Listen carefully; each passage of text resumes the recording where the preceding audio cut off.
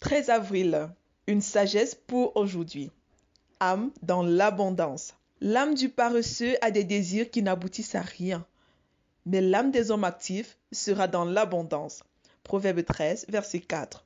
Dans ce verset, Salomon compare l'âme du paresseux à celui des hommes actifs. Ils sont tellement opposés entre eux. Les jeunes Israélites sont ainsi défiés à fuir la paresse pour s'engager à travailler activement afin d'être dans l'abondance. 4 points clés pour un travail productif. La vision. Elle renseigne sur la finalité du travail. Le désir. Il détermine la volonté pour le travail. La décision qui pousse à commencer le travail et enfin la discipline qui aide à aller jusqu'au bout dans le travail. Consciemment ou non, chacun a sa propre vision du travail. Quelle est la vôtre?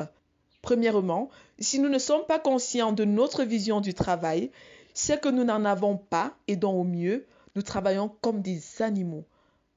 Deuxièmement, notre vision du travail va grandement conditionner la qualité, la productivité et la durabilité de notre travail. Une vision du travail, c'est une façon de voir le travail. Pour connaître ma vision du travail, il suffit de répondre aux 3 questions suivantes. Pour qui est-ce que je travaille? Pour quelle raison est-ce que je travaille? Et pour quelle fin est-ce que je travaille? Lorsque nous punissons les enfants en leur donnant tel ou tel type de travail à faire, quelle vision du travail leur communiquons-nous? Quelle est notre vision du travail?